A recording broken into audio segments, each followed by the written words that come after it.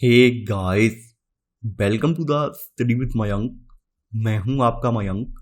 हम लोग आज से एनसीईआरटी हिस्ट्री क्लास 12 की पाठ्य पुस्तक भारतीय इतिहास के कुछ विषय भाग 1 स्टार्ट करने जा रहे हैं। आज आपका अध्याय पहला है। यहाँ पर हम लोग हड़प्पा सभ्यता, ईंटें, मनके तथा अस्थियां, इस अध्याय से संबंधित तथ्यों को देखेंगे। तो चलिए स्टार्ट करते हैं आज का वीडियो। देखते हैं मैं क्या क्या डिस्कस करना है। यहाँ पर हम लोग हड़प्पा सभ्यता से पहले से ही परिचित हैं। हम लोगों ने हड़प्पा सभ्यता के बारे में क्लास 6 की एनसीईआरटी में पढ़ा था। अब हम इसको दोबारा से क्लास 12 की एनसीईआरटी में पढ़ेंगे। क्लास 6 में हम लोगों ने इसको लघु रूप में पढ़ा था। यहाँ पर हम इसको बृहद रूप में पढ़ेंगे। तो हम लोग इसके बारे में पहले से परिचित हैं। इसके स्थानों से, इसमें क्या क्या चीजें मिली थी, उनसे भी हम परिचित हैं। बस अंतर सिर्फ इतना है कि यहाँ पर हम इस पर थोड़ा सा विचार विमर्श भी करेंगे। आपके अध्याय की स्टार्टिंग में आपके सामने यहाँ पर एक हड़प्पाई मोहर दी हुई है, और ये जो हड़प्पाई मोहर है ये सेलखड़ी नमक पत्थर से बनाई गई है। इस मोहर पर जानवर के चित्र उकेरे गए हैं। साथ ही इसके ऊपर यहाँ पर आप देख पा रहे हैं लिपि चिन्ह भी उकेरे गए हैं। हड़प्पा की लिपि जो है चित्रात्मक है और ये आज तक पढ़ी नहीं जा सकी है।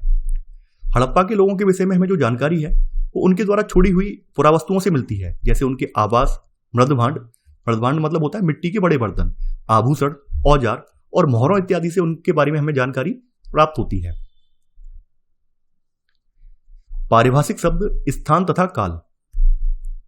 सिंधु घाटी सभ्यता को हड़प्पा संस्कृति भी कहा जाता है। देखिए, हड़प्पा संस्कृति का उद्भव जो है सिंधु और इसकी सहायक नदियों के तट पर हुआ था। इसी वजह से इसको सिंधु घाटी सभ्यता भी कहा जाता है। अब देखिए, यहां पर जो संस्कृति शब्द है, इस शब्द का प्रयोग पुरातत्वविद उन पुरावस्तुओं के ऐसे समूह के लिए करते हैं जो एक पुरावस्तुओं का मतलब होता है प्राचीन वस्तुओं, तो प्राचीन वस्तुओं के ऐसे समूह के लिए करते हैं जो एक विशिष्ट शैली के होते हैं और सामान्यतः एक साथ एक विशेष भौगोलिक क्षेत्र तथा कालखंड से संबद्ध पाए जाते हैं। यानी जो आपके आर्कियोलॉजिस्ट हैं, ये संस्कृति शब्द का इस्तेमाल प्राचीन वस्तुओं के ऐसे समूह के लिए कर रहे हैं जिनकी एक विशिष्ट शैली है। विशिष्ट शैली का मतलब क्या है? जिनको बनाने का तरीका एक जैसा है, जिनमें जो प्रयुक्त पदार्थ है वो भी एक जैसा है, और जो कि एक विशेष भौगोलिक क्षेत्र से और विशेष टाइम यानी एक विशेष टाइम पीरियड से संबंधित है। उनके लिए पुरातत्वविद संस्कृति शब्द का इस्तेमाल करते हैं। हड़प्पा सभ्यता के संदर्भ में इन विशिष्ट पुरावस्तुओं में मोहरें हैं, मनके हैं। देखिए, मन का एक प्रकार का पेंडुलम होता है, यानी आभूषण बनाने में यह प्रयुक्त होता है। बाट है, बाट मतलब वही नापने तोलने वाली बाट, पत्थर के फलक हैं और पकी हुई ईंटें सम्मिलित हैं। ये वस्तुएं अफगानिस्तान, जम्मू, बलूचिस्तान और गुजरात जैसे क्षेत्रों से मिली हैं। आगे यहां बताया गया है इस सभ्यता का नामकरण हड़प्पा नामक स्थान जहां यह संस्कृति पहली बार खोजी गई थी के नाम पर किया गया। देखिए, सिंधु घाटी सभ्यता का जो पहला स्थल खोजा गया था वो स्थल था हड़प्पा। तो उसी के आधार पर, उसी के नाम के आधार पर इस संस्कृति का नाम हड़प्पा संस्कृति कर दिया गया। इसका काल निर्धारण लगभग 2600 और 1900 ईसा पूर्व के बीच किया गया है। यानी कहने का मतलब क्या है, अभी हमारी साल कौन सा चल रहा है? अभी हमारा चल रहा है सन 2022। अब देखिए, अगर आप लोग ये वीडियो 2022, 23 या इसके बाद अगर देखें तो उस हिसाब से आप एडजस्ट कर लेना। तो हम यहाँ पर मोटा मोटा 2000 ले लेते हैं कि हम अभी यानी 21वीं सदी में चल रहे हैं। हमारे 2000 साल हमारे पूरे हो गए, हम ये मान लेते हैं। तो यहाँ पर लिखा हुआ है कि आज से लगभग 2600 ईसा पूर्व, यानी 2000 में आप 2600 और ऐड कर दीजिए, तो यहाँ पर आपको प्राप्त हो जाएगा 4600 साल। यानी हड़प्पा सभ्यता जो थी आज से लगभग 4600 साल पहले अस्तित्व में आई थी। और ये कब तक रही है? 1900 ईसा पूर्व, लगभग 4600 से लेकर ये 3900 साल पहले तक ये विद्यमान रही है। यहां पर जो टाइम पीरियड दिया हुआ है उसके अकॉर्डिंग आप ऐसे समझ सकते हैं। ईसा पूर्व का मतलब होता है ईसा से पहले। इस क्षेत्र में इस सभ्यता से पहले और बाद में भी संस्कृतियां अस्तित्व में आई थी, जिन्हें क्रम से आरंभिक तथा परवर्ती हड़प्पा कहा जाता है। यानी हड़प्पा सभ्यता के विकसित स्तर से पहले जो संस्कृति रही है वो उसे आरंभिक स्तर बोला जाता है, और हड़प्पा के पतन के बाद जो संस्कृति अस्तित्व में आई है उसको परवर्ती हड़प्पा कहा जाता है। इन संस्कृतियों से हड़प्पा सभ्यता को अलग करने के लिए कभी कभी इसे विकसित हड़प्पा संस्कृति भी कहा जाता है। यानी जो 2600 से लेकर 1900 के बीच में जो हड़प्पा संस्कृति रही है उसको विकसित हड़प्पा संस्कृति कहा जाता है, और 2600 से पहले जो संस्कृति रही है उसको आरंभिक हड़प्पा, और 1900 ईसा पूर्व के बाद जो हड़प्पा संस्कृति के जो बचे कुछ अवशेषों पर जो संस्कृति पल्लवित हुई है उसको परवर्ती हड़प्पा कहा जाता है। यहां तक बातें आपको स्पष्ट हो गई होंगी। अब देखिए, आप लोगों से मैं गुजारिश करना चाहूंगा कि आप लोग साथ के साथ नोट डाउन भी कर लें, और मैं यहाँ पर नोट्स भी आपको बनवाऊंगा ताकि आपको आगे लाभ मिल सके, और जब भी आप रिवीजन करने बैठे आपको कोई भी कठिनाई ना हो। तो आपका पॉइंट नंबर 1 है, इसमें आप लिखेंगे सिंधु घाटी सभ्यता को हड़प्पा संस्कृति भी कहा जाता है।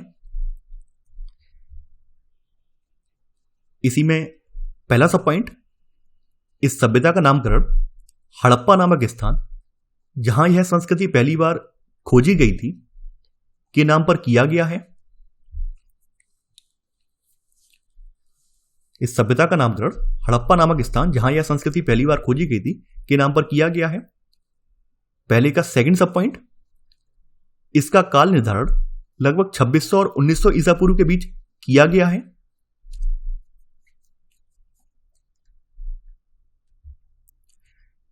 है। अब देखिए इसी में ही पहले का थर्ड सब पॉइंट यहां पर आप नोट डाउन करेंगे।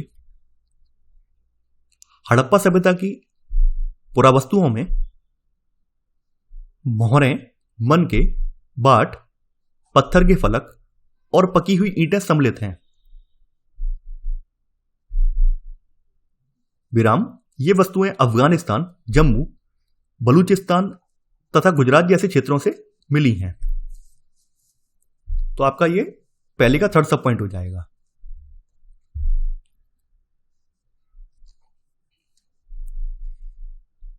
अब देखिए इसी में ही चौथा सब पॉइंट आप नोट डाउन करेंगे। यहां पर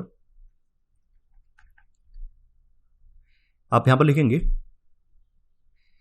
हड़प्पा सभ्यता से पहले, यहां पर आप लिख लेना इस क्षेत्र में इस सभ्यता से पहले और बाद में भी, इस क्षेत्र में इस सभ्यता से पहले और बाद में भी संस्कृतियां अस्तित्व में थीं, जिन्हें क्रम से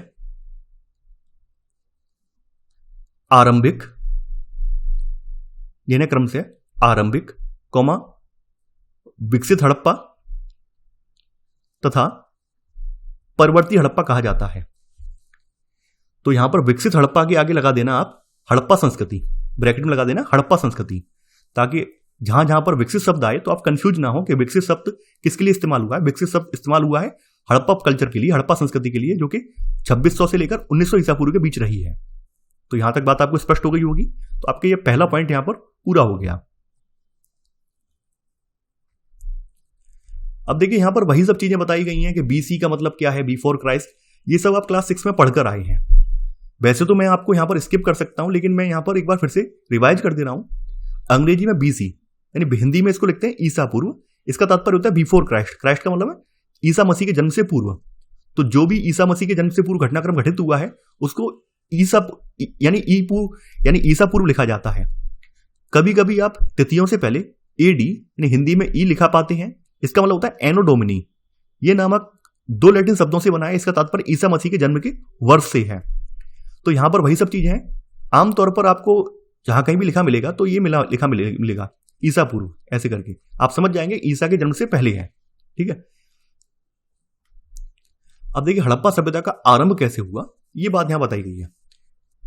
बताया गया कि क्षेत्र में विकसित हड़प्पा से पहले भी कई संस्कृतियां अस्तित्व में थी और ये संस्कृतियां अपनी विशिष्ट मृदभांड शैली से संबद्ध थी। यानी हड़प्पा सभ्यता का जो टाइम पीरियड है वो 4600 से लेकर 1900 के बीच में है। जो विकसित हड़प्पा की बात हम कर रहे हैं उसका पीरियड 4600 से लेकर 1900 के बीच में है। लेकिन पुरातत्वविद और एक्सपर्ट ये बताते हैं कि ऐसा नहीं है कि अचानक से ये जो हड़प्पा सभ्यता है वो अस्तित्व में आ गई है, ऐसा नहीं है। इससे पहले भी यहाँ कई सारी संस्कृतियां रही हैं। तो वही चीज बताई गई है और ये संस्कृतियां अपनी विशिष्ट मृदभांड शैली से संबद्ध थी। इनके संदर्भ में हमें कृषि, पशुपालन और कुछ शिल्पकारी के साक्ष्य भी मिलते हैं। हड़प्पा संस्कृति से पहले यानी विकसित हड़प्पा से पहले जो संस्कृतियां थी उनकी बस्तियां आमतौर पर छोटी होती थी और इनमें बड़े आकार की संरचनाएं लगभग ना के बराबर थी। कुछ स्थलों पर बड़े पैमाने पर इलाकों में जलाए जाने के संकेत भी मिलते हैं। ऐसा प्रतीत होता है कि आरंभिक हड़प्पा और हड़प्पा सभ्यता के बीच क्रमभंग था।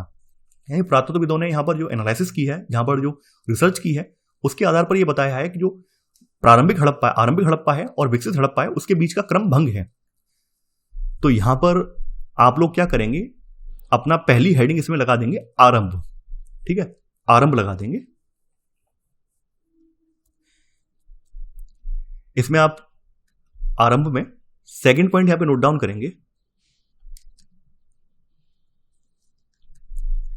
इसमें आप लिखेंगे विकसित हड़प्पा से पहले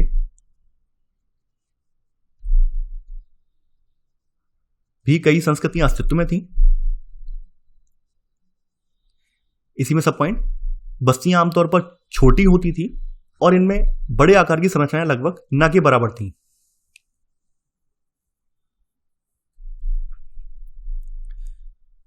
इसी में सेकंड सब पॉइंट, ऐसा प्रतीत होता है कि आरंभिक हड़प्पा तथा हड़प्पा सभ्यता के बीच क्रम भंग था। देखिए, ऐसा प्रतीत होना यहां पे कंफर्म क्यों नहीं लगाया गया? कंफर्म इसलिए नहीं लगाया गया कि हर किसी का मत ऐसा नहीं है। कुछ ऐसे विद्वान हैं, कुछ ऐसे पुरातत्वविद और वैज्ञानिक हैं जिनका यह मत है कि आरंभिक हड़प्पा और विकसित हड़प्पा का जो क्रम है वो भंग था। तो इस वजह से यहां पर ये लिखा गया, ऐसा प्रतीत होता है। और आप लोग भी एग्जाम में ऐसे ही लिख कर आए, आप बिल्कुल प्रमाण के साथ ये ना कहें कि बिल्कुल कंफर्म था, नहीं, ऐसा प्रतीत होता है। ठीक है, तो आपका सेकंड के 2 सब पॉइंट हो गए। अब आपकी अगली हेडिंग है निर्वाह के तरीके, यानी ये लोग अपना जीवन कैसे निर्वाह करते थे।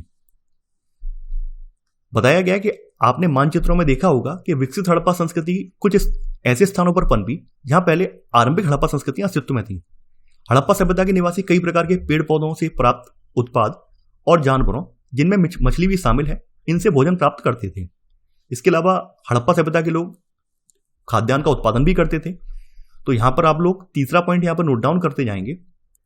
हड़प्पा सभ्यता के निवासी कई प्रकार के पेड़ पौधों से प्राप्त उत्पाद और जानवरों, जिनमें मछली भी शामिल है, से प्राप्त भोजन करते थे। अब हम लोग देखेंगे ये कौन कौन से अनाज उगाते थे। तो तीसरे का पहला सब पॉइंट है, देखिए हड़प्पा स्थलों से जो मिले अनाज के दाने हैं उनमें गेहूं है, जौ है, दाल है, सफेद चना है और तिल शामिल है। देखिए मोस्ट इंपॉर्टेंट है, यूपीएससी एग्जाम में यही जो तथ्य है ना, यही जो अनाज है ना, यही आपका स्टेटमेंट गलत करवा देते हैं और आपका पूरा क्वेश्चन गलत हो जाता है। तो आपको याद रखना है कि हड़प्पा स्थल से हमें कौन कौन से अनाज मिले हैं। तो हड़प्पा स्थलों से आपका सेकंड का पहला सब पॉइंट, सेकंड नहीं है, थर्ड का पहला सब पॉइंट है, आपका थर्ड पॉइंट है, थर्ड का पहला सब पॉइंट है, इसको आप नोट डाउन करेंगे कि हड़प्पा स्थलों से मिले अनाज के दानों में गेहूं, जौ, दाल, सफेद चना तथा तिल शामिल है। अब देखिए यहां पर कुछ फैक्ट की बातें भी हैं। बाजरे के दाने जो है सभी हड़प्पा स्थलों से नहीं मिले हैं, केवल गुजरात के कुछ हड़प्पा स्थल हैं उनसे बाजरे के दाने प्राप्त हुए हैं। वहीं जो चावल है, चावल जो है हड़प्पा से कम मात्रा में प्राप्त हुए हैं। तो यहां पर अब आप लोग क्या करेंगे, यहां पर सेकंड सब पॉइंट यहां पे नोट डाउन करेंगे तीसरे का, इसमें आप लिखेंगे बाजरे के दाने गुजरात के स्थलों से प्राप्त हुए थे। इसका थर्ड सब पॉइंट तीसरे का, चावल के दाने अपेक्षाकृत कम पाए गए हैं। अगर आपसे क्वेश्चन पूछ लिया जाए कि हड़प्पा स्थलों से जौ के दाने कम पाए गए हैं, तो ऐसे करके आप कंफ्यूज नहीं होंगे, आपको पता होगा कि हड़प्पा स्थलों से चावल के दाने अपेक्षाकृत कम पाए गए हैं। इसका मतलब ये है, ठीक है। यानी मैं क्वेश्चन आपको जब क्वेश्चन आंसर करवाऊंगा तो मैं इस तरह के प्रश्न आपके सामने रखूंगा ताकि आपने जो भी पढ़ा है, जो भी नोट डाउन किया, उसका रिवीजन अच्छे से हो जाए। इसके अलावा हड़प्पा स्थलों से जो हड्डियां मिली हैं उनमें जानवरों की हड्डियां हैं, इनमें मवेशियों, भेड़, बकरी, भैंस तथा सूअर की हड्डियां भी शामिल हैं। तो यहां पर अब आप लोग क्या करेंगे, यहां पर आप चौथा पॉइंट यहां पे नोट डाउन करेंगे, इसमें लिखेंगे हड़प्पा स्थलों से मिली जानवरों की हड्डियों में मवेशियों, भेड़, बकरी, भैंस तथा सूअर की हड्डियां शामिल हैं। यानी यहां पर सूअर भी पाले जाते थे। अब देखिए बताया गया कि पुरा प्राणी विज्ञानियों अथवा जीव पुरातत्वविदों द्वारा किए गए अध्ययनों से यह संकेत मिलता है कि ये सभी जानवर पालतू थे। जंगली प्रजातियों जैसे वराह, यानी जो जंगली सूअर होता है, हिरण तथा घड़ियाल की हड्डियां भी यहां से मिली हैं। यानी यहां पर जंगली प्रजाति के जो जानवर हैं उनकी भी हड्डियां यहां से मिली हैं। इससे यह संकेत मिलता है कि ये लोग भी शिकार वगैरह किया करते थे। तो यहां पर अब आप लोग चौथे का पहला सब पॉइंट यहां पे नोट डाउन करेंगे, इसमें लिखेंगे जंगली प्रजातियों जैसे वराह ब्रैकेट में सूअर, हिरण तथा घड़ियाल की हड्डियां भी मिली हैं। यह आपका चौथे का पहला सब पॉइंट हो जाएगा। इसके अलावा बताया गया कि मछली और पक्षियों की हड्डियां भी मिली हैं। ये तो हम पहले ही नोट डाउन कर चुके हैं कि मछली इनके आहार का हिस्सा था, तो ऑब्वियस सी बात है मछली की हड्डियां भी मिली होंगी। आगे बढ़ते हैं, यहां पर अब इनकी कृषि प्रौद्योगिकी की बात आती है कि इनकी एग्रीकल्चरल टेक्नोलॉजी कैसी थी, कृषि प्रौद्योगिकी। तो बताया गया हालांकि अनाज के दानों से कृषि के संकेत मिलते हैं, पर वास्तविक कृषि विधियों के विषय में स्पष्ट जानकारी मिलना कठिन है। क्या जुते हुए खेतों में बीजों का छिड़काव किया जाता था या उनको जोतकर बोया जाता था, इस तरह के साक्ष्य हमारे पास नहीं है। केवल हमें अनाज के दाने मिले हैं, उसके आधार पर हम लोग अनुमान लगा सकते हैं। मोहरों पर किए गए रेखांकन तथा मृण मूर्तियां का मतलब होता है मिट्टी की मूर्तियों पर यह इंगित करती हैं कि वृषभ के विषय में जानकारी थी। यानी वृषभ का मतलब होता है बैल के विषय में जानकारी थी, जो बैल है उसके विषय में इनको जानकारी थी। यानी यहां पर जो मोहर मिली है, मोहरों पर जो रेखांकन है, इसके अलावा जो मिट्टी की मूर्तियां मिली हैं, वो ये बात इंगित करती हैं कि इन लोगों को ब्रसब के बारे में जानकारी थी। देखिए यहां पर आपके सामने हड़प्पा सभ्यता का पक्की मिट्टी से बना एक ब्रसब है, बैल है। तो इससे ये अंदाजा लगाया जा सकता है कि कृषि कार्य में ये लोग बैलों का इस्तेमाल करते थे। तो यहां पर अब आप लोग क्या करेंगे, आपने हेडिंग डाल ली होगी कृषि प्रौद्योगिकी। इसमें आपका 5वां पॉइंट है, इसमें आप लिखेंगे मोहरों पर किए गए रेखांकन तथा मृद मूर्तियां यह इंगित करती हैं कि ब्रसब के विषय में जानकारी थी। इसके अलावा चोलिस्तान के कई स्थलों और बनावली जो कि हरियाणा में है से मिट्टी के बने हल्के प्रतिरूप भी मिले हैं। तो ये बात साबित होती है कि ये लोग हल का प्रयोग भी करते थे। हालांकि इनके द्वारा प्रयुक्त हल के अवशेष नहीं मिले हैं, तो ऐसा पुरातत्वविदों का मानना है कि ये जो हल इस्तेमाल करते थे वो लकड़ी का होता होगा और समय के साथ साथ वो नष्ट हो गया। लेकिन हल्के बनाए हुए खिलौने हैं वो प्राप्त हुए हैं। उनके आधार पर पुरातत्वविदों ने, वैज्ञानिकों ने ऐसा अनुमान लगाया है। तो आपका 5वें का पहला सब पॉइंट आपने नोट डाउन कर लिया। इसके अलावा पुरातत्वविदों को कालीबंगा यानी राजस्थान में पड़ता है, कालीबंगन नामक स्थान पर जुते हुए खेत के साक्ष्य मिले हैं। तो यहां पर आप 5वें का सेकंड सब पॉइंट यहां पे नोट डाउन करेंगे। इसमें लिखेंगे पुरातत्वविदों को कालीबंगन राजस्थान नामक स्थान पर जुते हुए खेत का साक्ष्य मिला है। देखिए सब इंपॉर्टेंट है, मोस्ट इंपॉर्टेंट है पोर्शन ये। कई बार पूछा जाता है कि हड़प्पा संस्कृति में जुटे हुए खेत के साक्ष्य किस स्थान से मिले हैं। इस तरह से प्रश्न पूछ लिए जाते हैं। या फिर मिट्टी से बने हल्के प्रतिरूप हड़प्पा सभ्यता में किन स्थानों से प्राप्त हुए हैं, ऐसे करके प्रश्न पूछे जाते हैं। इसलिए मैं आपको ये लिखवा रहा हूं। तो आपने 5वें के दोनों सब पॉइंट यहां पे नोट डाउन कर लिए हैं। चलिए आगे बढ़ते हैं। अब देखिए बताया गया कि अधिकांश हड़प्पा स्थल अर्ध शुष्क क्षेत्रों में स्थित है जहां संभवतः कृषि के लिए सिंचाई की आवश्यकता पड़ती होगी। अफगानिस्तान में शोर्तगुई नामक हड़प्पा स्थल से नहरों के कुछ अवशेष मिले हैं। यानी कि ऐसा नहीं है कि ये पूरी तरह से नदियों पर ही डिपेंड थे, इन लोगों ने नहरों का भी विकास किया था, नहर तंत्र भी स्थापित किया था। तो यहां पर आपका 6वां पॉइंट आएगा। इसमें आप लिखेंगे अफगानिस्तान में शोर्तगुई नामक हड़प्पा स्थल से नहरों के कुछ अवशेष मिले हैं। लेकिन पंजाब और सिंध में ये नहरें नहीं है, केवल अफगानिस्तान में जो शोर्तगुई स्थल है जो कि एक अर्ध शुष्क प्रदेश है, यहां पर नहरों के कुछ अवशेष देखने को मिले हैं। इसी में आगे लिख लेना परंतु पंजाब और सिंध में नहीं है, परंतु पंजाब और सिंध में नहीं। यह आपका 6वां पॉइंट है।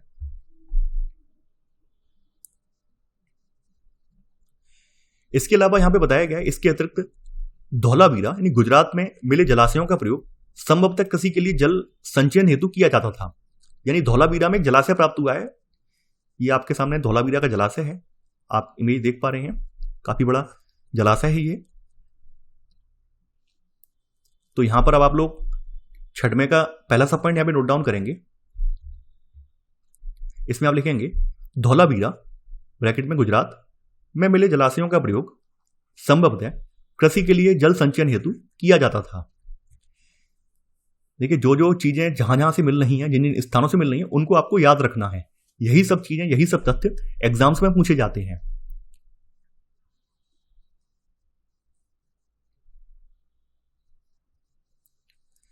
अब देखिए हड़प्पा संस्कृति का एक शहर है मोहनजोदड़ो, एक नियोजित शहरी केंद्र। अब इसके बारे में पढ़ेंगे। तो आप लोग हेडिंग डाल लीजिए मोहनजोदड़ो डैश लगा के एक नियोजित शहरी केंद्र। अब देखिए यहां पे बताया गया कि हड़प्पा के बाद जो सबसे इंपॉर्टेंट इनका जो शहर था वो था मोहनजोदड़ो। तो बताया गया मोहनजोदड़ो सबसे प्रसिद्ध पुरास्थल है, लेकिन सबसे पहले खोजा गया स्थल हड़प्पा था, जैसा कि आप पहले लिख चुके हैं। यहां पर जो बस्तियां हैं उनकी बात की गई है। बस्ती 2 भागों में डिवाइड थी, एक छोटा लेकिन ऊंचाई पर बनाया गया भाग था और दूसरा कहीं अधिक बड़ा लेकिन नीचे बनाया गया था। देखिए आपके सामने इनकी बस्ती का मैप दिया हुआ है। ये इनका दुर्ग वाला पार्ट है जो कि ऊंचाई पर बना हुआ था, और ये इनकी बस्ती है जहां पर आमजन रहते थे। ये नीचे बना हुआ पार्ट था, इसके बारे में यहां पे बताया गया है। तो यहां पर आपने हेडिंग डाल ली है। अब इसी में 7वां पॉइंट आप लिखेंगे। इसमें लिखेंगे मोहनजोदड़ो सबसे प्रसिद्ध पुरास्थल है, इसी में कॉमा सबसे पहले खोजा गया स्थल हड़प्पा था। इसी में सब पॉइंट बस्ती 2 भागों में विभाजित है, एक छोटा लेकिन ऊंचाई पर बनाया गया और दूसरा कहीं अधिक बड़ा लेकिन नीचे बनाया गया। ये जो ऊंचाई वाला भाग है उसको दुर्ग कहा जाता है, और जो नीचे बनाया गया है जो क्षेत्र है उसको निचला शहर कहा जाता है। देखिए इसके यहां पर आप जैसे यहां पे लिखा हुआ है एक छोटा लेकिन ऊंचाई पर बनाया गया, इसमें आगे ब्रैकेट में आप लिखेंगे ना दुर्ग, ठीक है। और दूसरा कहीं अधिक बड़ा लेकिन नीचे बनाया गया, इसके आगे लिख लेना आप ब्रैकेट में निचला शहर, निचला शहर। इससे चीजें आपको क्लियर हो जाएंगी, ठीक है। ये आपने साथ में का पहला सब पॉइंट नोट डाउन कर लिया होगा। आगे बताया गया है जैसे यहां लिखा हुआ पुरातत्वविदों ने इन्हें क्रम से दुर्ग और निचला शहर का नाम दिया है, वो तो आपको मैंने ब्रैकेट में लिखवा दिया, इसको लिखवाने की आवश्यकता नहीं है। दुर्ग की ऊंचाई का कारण यह था कि यहां की संरचनाएं कच्ची ईंटों के चबूतरों पर बनी थी। दुर्ग को दीवार से घिरा गया था, यानी इसका मतलब क्या है, दीवार से घिरकर इसको निचले शहर से अलग किया गया था। तो यहां पर अब आप लोग क्या करेंगे, 8वां पॉइंट यहां पे नोट डाउन करेंगे। इसमें लिखेंगे दुर्ग की ऊंचाई का कारण यह था कि यहां की संरचनाएं कच्ची ईंटों के चबूतरों पर बनी थी और दुर्ग को दीवारों से घिरा गया था।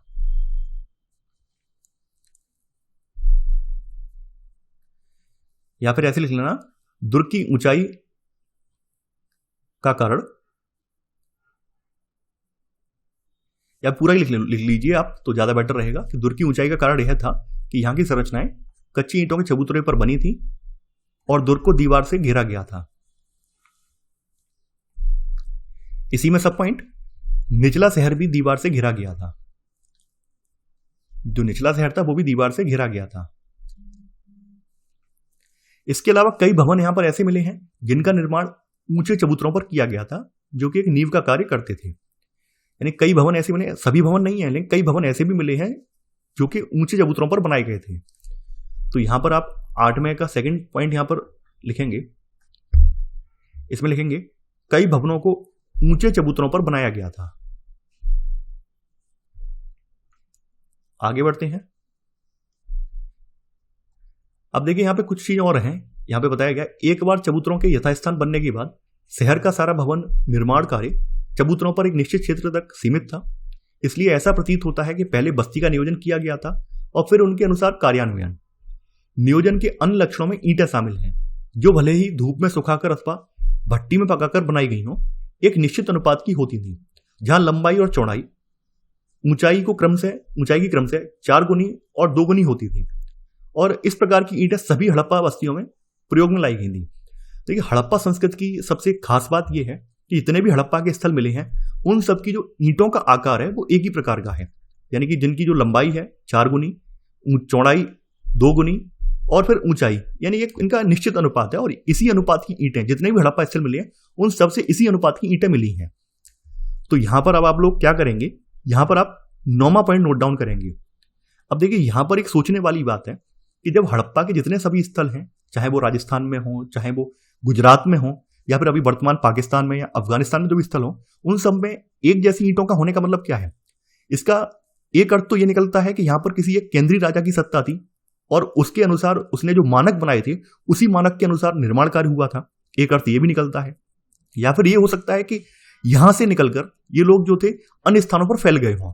तो ये देखिए ये मैं ऐसे नहीं सोच रहा हूं, ये यूपीएससी वाले ऐसे सोचते हैं। तो वही मैंने यहाँ पे आपको सोच बता दी कि एक प्रकार की एक जैसी ईंटें मिलने का क्या प्रयोजन हो सकता है। उसके 2 प्रयोजन थे। या तो ये हो सकता है कि यहाँ पर किसी केंद्रीय राजा की सत्ता रही हो जिसने जो भी मानक स्थापित करवाए थे उसी मानक के आधार पर भवन निर्माण होता हो, उसी मानक के आधार पर ईंटें बनाई जाती हो। या फिर ये हो सकता है कि यहां से निकलने वाले जो लोग या कारीगर हैं वो अन्य स्थानों पर बस गए हों और उन्होंने अपने कौशल को वहां पर प्रसिद्ध किया हो। तो ये भी हो सकता है। तो यहां पर आप लिखेंगे, इसमें आप लिखेंगे हड़प्पा की ईंटें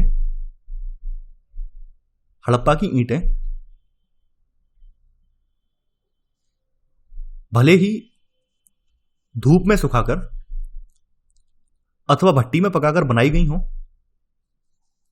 एक निश्चित अनुपात की होती थी, जहां लंबाई और चौड़ाई ऊंचाई की क्रम से 4 गुनी और 2 गुनी होती थी। इसी में सब पॉइंट इस प्रकार की ईंटें सभी हड़प्पा बस्तियों में प्रयोग में लाई गई थी। यह आपका 9वें का सब पॉइंट है। ये आपने नोट डाउन कर लिया होगा। अब देखिए सबसे बड़ी विशेषता जो इनकी है वो है ड्रेनेज सिस्टम, नालों का निर्माण, जो कि आधुनिक शहरों की एक विशेषता होती है। तो यहां पर अब आपकी अगली हेडिंग है नालों का निर्माण। तो हड़प्पा सभ्यता जो है अपनी नियोजित यानी प्लान्ड जल निकासी के लिए फेमस है। तो यहां पर बताया गया हड़प्पा शहरों में नियोजित जल निकास प्रणाली थी। सड़कों तथा गलियों को लगभग एक ग्रिड पद्धति पर बनाया गया था। ग्रिड का मतलब क्या होता है, इस तरह का ग्रिड होता है, यानी कि सड़कें जो होती हैं 90 डिग्री पर अब एक दूसरे को काटती हैं। सड़कों तथा गलियों को लगभग एक ग्रिड पद्धति में बनाया गया था और ये एक दूसरे को समकोण पर काटती थी। तो देखिए आपने हेडिंग डाली होगी नालों का निर्माण। इसी में आप लोग 10वां पॉइंट यहां पे नोट डाउन करेंगे। इसमें आप लिखेंगे हड़प्पा शहरों में नियोजित जल निकास प्रणाली थी। इसी में सब पॉइंट सड़कों तथा गलियों को लगभग एक ग्रिड पद्धति में बनाया गया था और ये एक दूसरे को समकोण पर काटती थी। और ये एक दूसरे को समकोण पर काटती थी।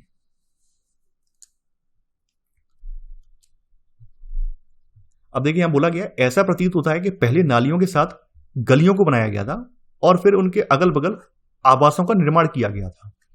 यहां पर ऐसी बात बताई गई, जैसा कि आपने देखा होगा आधुनिक जो अभी हमारे वर्तमान में जो प्लॉटिंग वगैरह होती है उसमें भी ऐसा ही होता है।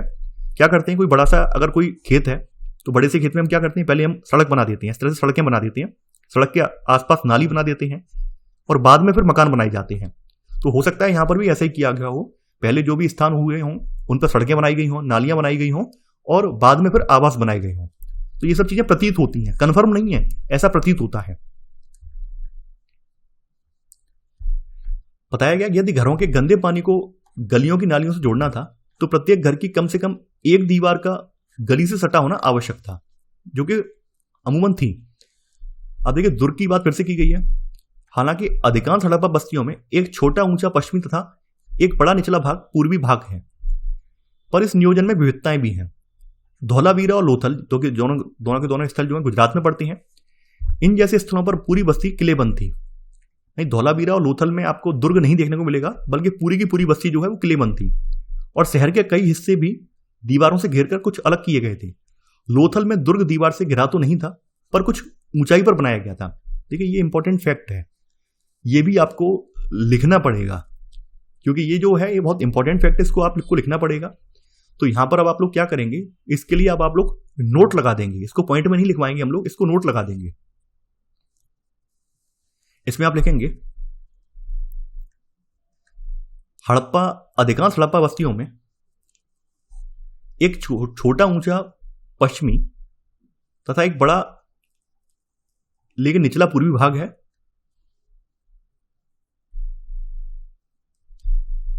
या फिर ये लाइन अभी आप रहने दीजिए, देखिए ये लाइन अभी आप रहने दीजिए, यहां से आप लिख लीजिए, नोट आप यहां से लिखिए। मुझे पता है आपको गुस्सा आया होगा, गुस्सा होने की जरूरत नहीं है, कभी कभी हो जाता है ये। आप नोट में यहां से लिखेंगे धौलावीरा तथा लोथल जैसे स्थलों पर पूरी बस्ती किलेबंद थी, पूरी बस्ती किलेबंद थी। इसी में सब पॉइंट लोथल में दुर्ग दीवार से घिरा तो नहीं था, पर कुछ ऊंचाई पर बनाया गया था। तो ये जो विशेषताएं हैं, ये विशेषताएं जो यहां की जो नियोजन प्रणाली है या नियोजन की विविधता है उसको दर्शाती हैं। ठीक है, ये धौलावीरा तथा लोथल जैसे स्थलों पर पूरी बस्ती किलेबंद थी। वहीं लोथल में दुर्ग दीवार से घिरा तो नहीं था, लेकिन कुछ ऊंचाई पर बनाया गया था। तो आपने नोट में ये चीजें नोट डाउन कर ली होंगी। तो आगे बढ़ते हैं। अब इनकी गृह स्थापत्य कला देखेंगे, यानी इनकी गृह स्थापत्य कला कैसी थी। मोहनजोदड़ो का निचला शहर आवासीय भवनों के उदाहरण प्रस्तुत करता है। इनमें से कई एक आंगन पर केंद्रित थे, जिसके चारों ओर कमरे बने हुए थे। यानी कि अमूमन क्या था, कई ऐसे भवन थे जिनके बीच में आंगन था और उनके चारों ओर कमरे बनाए गए थे, ऐसे करके ये बताया गया है। रोचक पहलू लोगों द्वारा अपनी एकांतता को दिया जाने वाला महत्व था। भूमि तल पर बनी दीवारों में खिड़कियां नहीं है, यानी जो ग्राउंड फ्लोर पर जो भी कमरे बनाए जाते थे उनमें दीवारों में खिड़कियां नहीं होती, विंडो नहीं थी। इसके अतिरिक्त मुख्य द्वार से आंतरिक भाग अथवा आंगन का सीधा अवलोकन नहीं होता है। यानी यहां पर आप देखेंगे जैसे ये गली है, ठीक है, और ये मकान बना हुआ है, तो यहां पर इन्होंने एंट्रेंस इस तरह की बनाई थी कि इस एंट्रेंस से अंदर का दिखाई ना दे, यानी एंट्रेंस, जैसे ये गेट है, इनका मेन गेट यहाँ पर है, यानी ये घुसने का स्थान है, तो मेन गेट इन्होंने यहाँ पर रखा ताकि अंदर का दिखाई ना दे, डायरेक्ट बाहर से अंदर का दिखाई ना दे। तो ये यहाँ पर सबसे इंपॉर्टेंट है। तो यहां पर अब आप लोग क्या करेंगे, गृह स्थापत्य में 11वां पॉइंट यहां पे नोट डाउन करेंगे। इसमें आप लिखेंगे मोहनजोदड़ो में कई घर एक आंगन पर केंद्रित थे जिसके चारों ओर कमरे बने थे।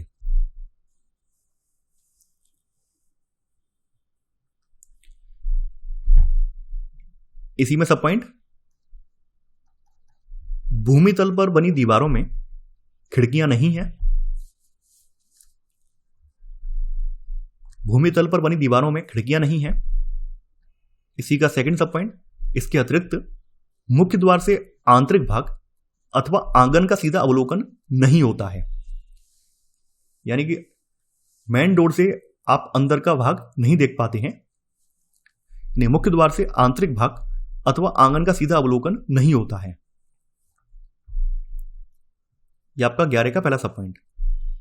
हर घर का ईंटों के फर्श से बना अपना एक स्नानघर होता था जिसकी नालियां दीवार के माध्यम से सड़क की नालियों से जुड़ी हुई। कुछ घरों में दूसरे तल या छत पर जाने हेतु बनाई गई सीढ़ियों के अवशेष मिले हैं। कई आवासों में कुएं थे जो अधिकांश एक ऐसे कक्ष में बनाए गए थे जिसमें बाहर से आया जा सकता था। तो यह भी यहाँ की विशेषता है। तो यहां पर अब आप लोगों ने 11 के 2 सब पॉइंट लिख लिए हैं। 11 का थर्ड सब पॉइंट आप नोट डाउन करेंगे। इसमें आप लिखेंगे हर घर का ईंटों के फर्श से बना अपना एक स्नानघर होता था। इसी में चौथा सब पॉइंट, कुछ घरों में दूसरे तल या छत पर जाने हेतु बनाई गई सीढ़ियों के अवशेष मिले हैं।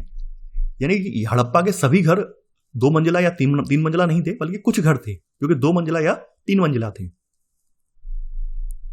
इसी में 5वां सब पॉइंट,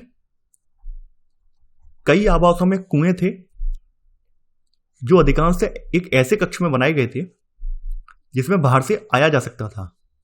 यानी यहां पर कुएं इस तरह से बनाए गए थे जैसे कोई राहगीर वगैरह है वो भी इनसे पानी पीना चाहे तो पी सकता है। उसे घर वालों से उसकी मतलब इजाजत लेने की आवश्यकता नहीं है, आसानी से उस बाहरी कमरे में जा सकता है और पानी पी सकता है। यानी उसको घर में एंटर होने की जरूरत नहीं है, बल्कि बाहर उसे पानी भी मिल जाएगा और वो अपनी रास्ते पर ही चला जाएगा। इस तरह से इनके कुएं बनाए गए थे। तो ये बात यहां पर बताई गई है। अब देखिए यहां पर फिर से जो हड़प्पा का एक घर है उसका नक्शा यहां पर दिया हुआ है। अब देखिए ऊपर कुछ चीजें यहां पर रह गई हैं साइड से, वो अभी मैं यहां पर नोट डाउन करवाता हूं। यहां पर बताया गया है कि हर आवास गली की यानी यहां बोला गया हर आवास गली की नालियों से जोड़ा गया था। मुख्य नाले गारे में जमाई हुई ईंटों से बने थे और इन्हें ऐसी ईंटों से ढका गया था जिन्हें सफाई के लिए हटाया जा सके। यानी यहां की नालियों की विशेषता ये थी कि यहां की नालियां कवर्ड थी, ढकी हुई थी। तो देखिए ये चीजें क्या है, ऊपर रह गई हैं। कायदे में तो यहां पर लिखवानी चाहिए थी, लेकिन आपके अध्याय में ही इसको नीचे लिखवाया गया है, तो हम ये बाद में लिख लेंगे। ठीक है, हमने 11 पॉइंट लिख लिए हैं, हम यहां पर 12वां पॉइंट यहां पर करके लिख लेंगे। इसमें आप लिखेंगे मुख्य नाले गारे में जमाई हुई ईंटों से बने थे और इन्हें ईंटों से ढका गया था। इसके अलावा एक बात और है, देखिए इनकी जो घरों की नालियां थी वो सीधे सीधे बड़े नाली में प्रवेश नहीं करती थी। उससे पहले वहां पर उनके एक हौदी या टैंक टाइप बनाया गया था जिसमें घर का कचरा वगैरह जमा होता था और बाद में पानी नालियों, बड़े वाले नाली में प्रवेश कर जाता था।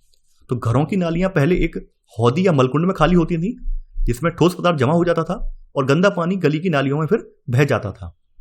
तो यहां पर आप 12 का पहला सब पॉइंट नोट डाउन करेंगे। इसमें आप लिखेंगे घरों की नालियां पहले एक हौदी या मलकुंड में खाली होती थी, तत्पश्चात गंदा पानी गली की नालियों में बह जाता था। उसके बाद गंदा पानी गली की नालियों में बह जाता था। यानी यहां पर जो घरों की नालियां थी वो डायरेक्ट मेन नाली में या मेन जो गली की नाली है उसमें जुड़ी हुई नहीं थी। उससे पहले वहां पर क्या था, एक हौद बनाई गई थी ताकि घर का जो कचरा वगैरह है, कूड़ा करकट जो है उस हौद में इकट्ठा हो जाए, जिससे कि जो आपकी मेन नाली है यानी जो आपका बड़ा नाला है वो जाम ना होने पाए, उसमें कूड़ा करकट ना जाने पाए। कुछ चीजें और बताई गई हैं।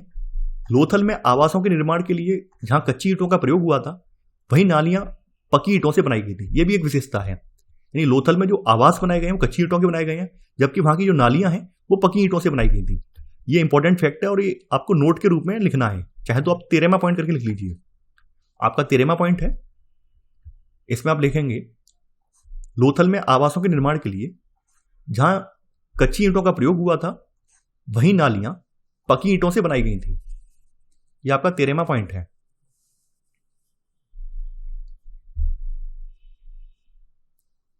चलिए आगे बढ़ते हैं। अगली हेडिंग है आपकी दुर्ग।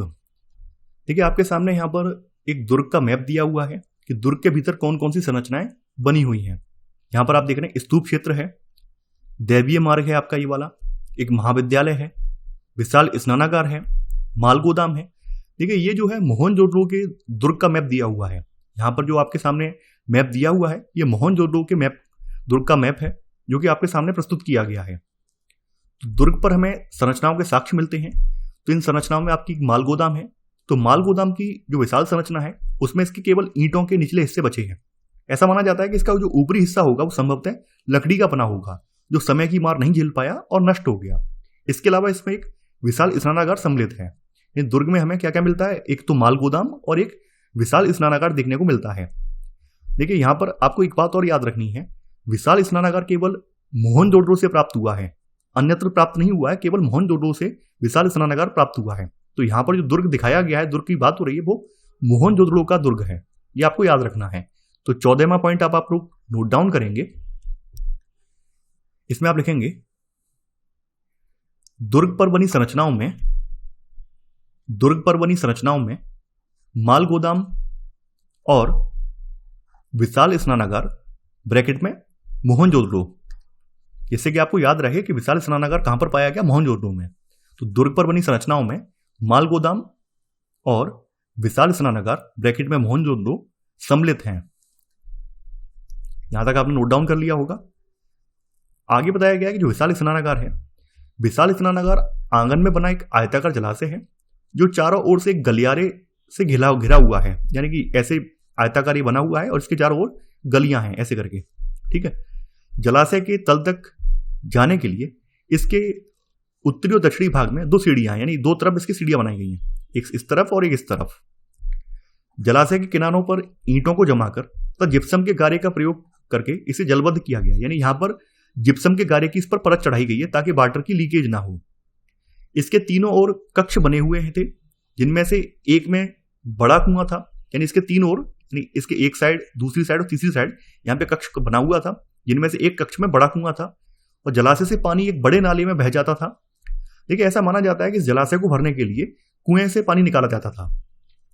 इसके उत्तर में गली के दूसरी ओर एक अपेक्षाकृत छोटी संरचना थी, जिसमें 8 स्नानघर बनाए गए थे। यानी कि यहाँ पर जलाशय में प्रवेश करने से पहले, जैसे आजकल आपके जो मॉडर्न स्विमिंग पूल होते हैं उसमें यही तो होता है कि पहले आपको जो बाथरूम बनाए गए हैं उनमें नहाना होता है। उसमें नहाने के बाद ही आप स्विमिंग पूल में प्रवेश कर सकते हैं। जितने भी मॉडर्न स्विमिंग पूल होते हैं उसमें ऐसा ही होता है। तो यहाँ पर भी वही था। यानी एक तरफ तो आपका स्विमिंग पूल है यहाँ पर, यानी स्नानघर है, और दूसरी तरफ इससे कुछ दूरी पर 8 स्नानघर भी बनाए गए हैं, ताकि आप यहाँ पर स्नानघर में स्नान करने के बाद यहाँ के जो लोग थे तब वो जलाशय में जाते होंगे, ऐसा माना जाता है। तो यहां पर अब आप लोग क्या करेंगे, सब बातें हवा हवा नहीं रहेंगी, नोट डाउन भी करेंगे। इसमें आप पहला पॉइंट नोट डाउन करेंगे, स्नानघर आंगन में बना एक आयताकार जलाशय है, जो चारों ओर से गलियारे से घिरा हुआ है।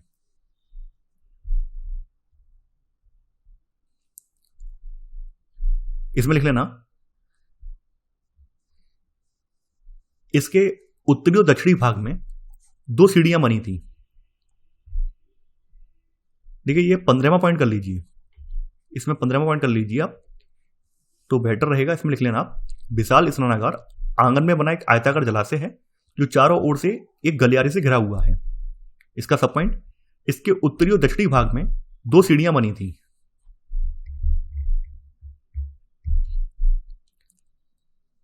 इसी में सब पॉइंट, इसे जिप्सम के गारे के प्रयोग से इसे जलबद्ध किया गया था। यानी कि इसमें जिप्सम का प्रयोग किया गया था ताकि इसमें से वाटर लीकेज ना हो। इसी में 15 का थर्ड सब पॉइंट, इसके 3 और कक्ष बने हुए थे जिनमें से एक में एक बड़ा कुआं था।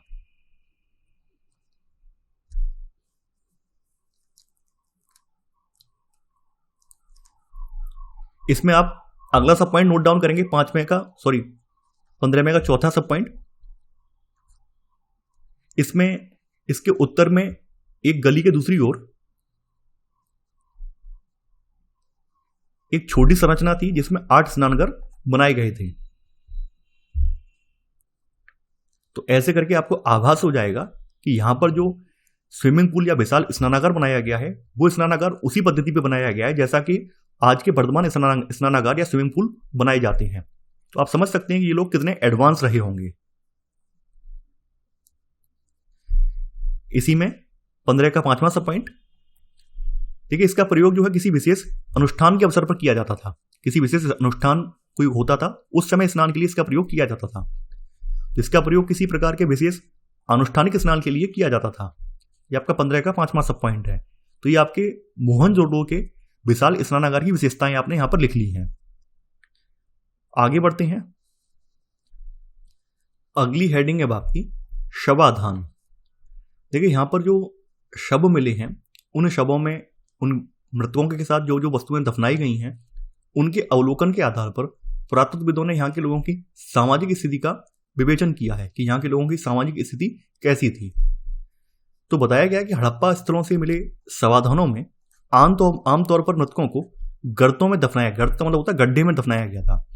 कभी कभी शवाधान गर्त की बनावट एक दूसरे से भिन्न होती थी, यानी कुछ स्थानों पर गर्त की सतहों पर ईंटों की चिनाई की गई थी। यानी कुछ कब्रें ऐसी हैं जिनके गड्ढों में नीचे फर्श पर ईंटों की चिनाई की गई थी।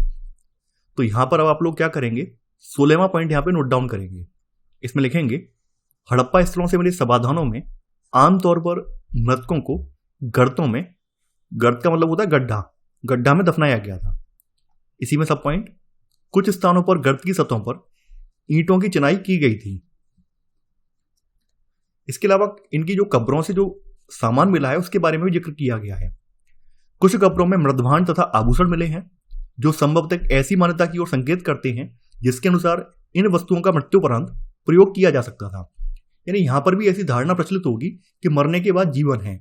इसी वजह से इनके जो भी फैमिली वाले या फिर इनके मिलने वाले जो लोग होते थे वो इनकी कब्रों के साथ, यानी इनकी जो भी डेड बॉडी है उसके साथ उनकी जो आम जीवन की यानी रोजमर्रा की जो चीजें हैं वो साथ में रख देते थे, क्योंकि उनका विश्वास था कि मरने के बाद जीवन है।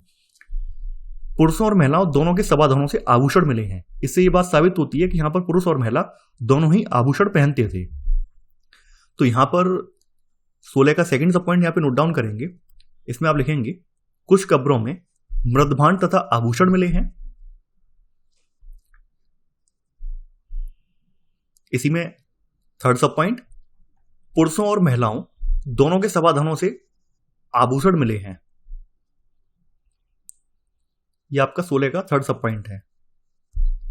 इसके अलावा कहीं कहीं पर मृतकों को तांबे के दर्पणों के साथ दफनाया गया था, परंतु कुल मिलाकर ऐसा लगता है कि हड़प्पा सभ्यता के निवासियों का मृतकों के साथ बहुमूल्य वस्तुएं दफनाने का में विश्वास नहीं था।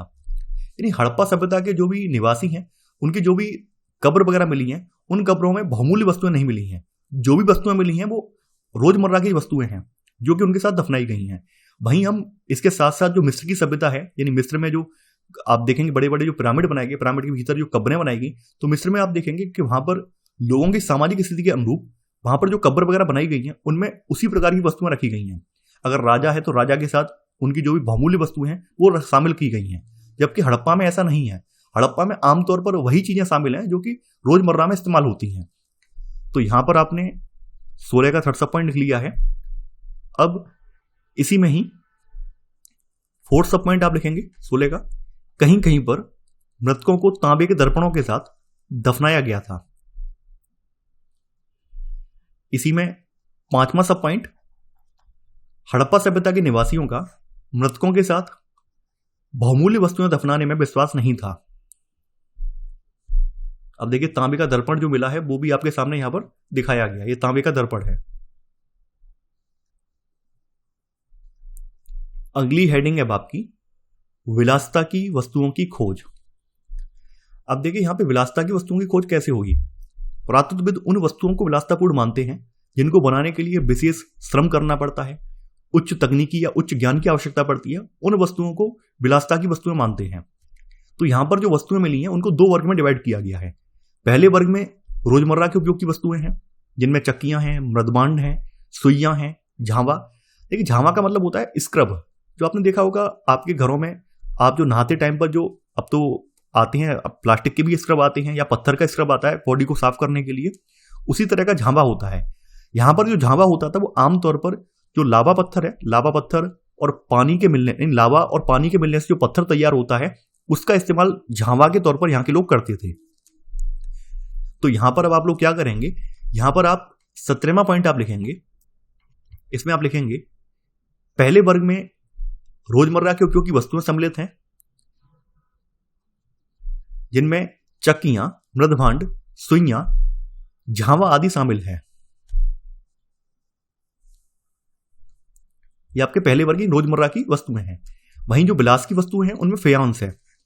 फेयांस क्या है? फेयांस क्या है? घिसी हुई रेत है या फिर बालू है। तो घिसी हुई रेत या बालू में रंग और चिपचिपे पदार्थ के मिश्रण से फेयांस बनाए जाते थे और इनसे बर्तन वगैरह, इनसे आभूषण वगैरह फिर तैयार किए जाते थे। तो इन्हें कीमती या विलासितापूर्ण वस्तु माना जा गया है। तो यहां पर आप पहला सब पॉइंट यहां पर लिखेंगे। इसमें आप लिखेंगे फेयांस ब्रैकेट में घिसी हुई रेत अथवा बालू तथा रंग और चिपचिपे पदार्थ के मिश्रण को पकाकर बनाया गया पदार्थ के छोटे पात्र संभवतः कीमती माने जाते थे। यहां तक आपका 17 का पहला सब पॉइंट हो जाएगा। आगे बताया गया कि महंगे पदार्थों से बनी दुर्लभ वस्तुएं सामान्यतः मोहनजोदड़ो और हड़प्पा जैसी बड़ी बस्तियों में केंद्रित हैं। छोटी बस्तियों में ये विरले ही मिलती हैं। यानी कि विलासितापूर्ण जो वस्तुएं हैं वो अधिकतर हड़प्पा और मोहनजोदड़ो जैसे बड़े शहरों में मिली हैं। छोटी जो बस्तियां हैं हड़प्पा की, उनमें ये वस्तुएं नहीं मिली हैं। जैसे एग्जाम्पल के लिए फेयांस से बने लघु पात्र अधिकांश है मोहनजोदड़ो हड़प्पा से मिले हैं और कालीबंगन जैसी छोटी बस्तियों से बिल्कुल भी ये नहीं मिले हैं। इसके अलावा सोना भी दुर्लभ तथा संभवतः आज की तरह यहां पर कीमती था। हड़प्पा स्थलों से मिले सभी स्वर्णाभूषण संचयों से प्राप्त हुए थे। संचय शब्द का मतलब क्या होता है? संचय शब्द का मतलब होता है लोगों द्वारा सावधानी पूर्वक अधिकांश से पात्रों जैसे कि घड़ों में रखी गई वस्तुओं के लिए प्रयुक्त किया गया शब्द है। तो यहां पर जो लोगों ने अपना खजाना के रूप में जो चीजें छुपा के रखी थी, जो कि बचा के रखी थी, संचय के रूप में बचा के रखी थी, तो ऐसे करके हमें यहाँ पर स्वर्ण के साक्ष्य भी मिले हैं। तो यहां पर अब आप लोग क्या करेंगे, 17वां पॉइंट हो गया आपका। 18वां पॉइंट आपका आएगा। इसमें आप लिखेंगे महंगे पदार्थों से बनी दुर्लभ वस्तुएं सामान्यतः मोहनजोदड़ो और हड़प्पा जैसी बड़ी बस्तियों में केंद्रित हैं और छोटी बस्तियों में ये विरले ही मिलती हैं। इसी में सब पॉइंट फेयांस से बने लघु पात्र अधिकांशतः मोहनजोदड़ो और हड़प्पा से मिले हैं और कालीबंगन जैसी छोटी बस्तियों से बिल्कुल नहीं।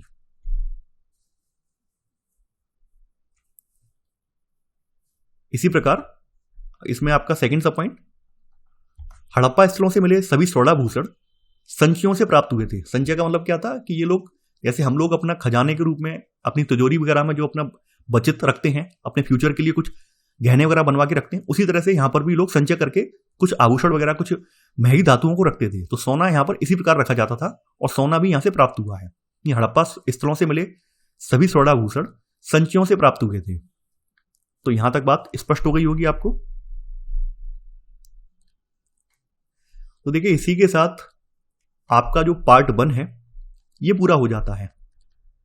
हम इस वीडियो को काफी लंबा नहीं करेंगे क्योंकि लंबा करने से आपको भी देखने में दिक्कत होती है और नोट्स बनाने में भी परेशानी होती है। तो पार्ट 1 में आपने जो जो चीजें नोट डाउन की हैं, अगर आप उसको एक बार पढ़ लेंगे तो आपको वो सारी चीजें बहुत स्पष्टली क्लियर हो जाएंगी। तो आशा करता हूं आपको पहला वीडियो है ये पसंद आया होगा। आप लोग इस वीडियो को ज्यादा से ज्यादा लाइक और शेयर करना बिल्कुल मत भूलिए। और देखिए इस सीरीज के बाद आपको इससे संबंधित टेस्ट सीरीज भी देखने को मिलेगी। तो आप लोग जुड़े रहिए, बने रहिए। तो चलिए आज के लिए बस इतना ही। Thanks for watching. जय हिंद।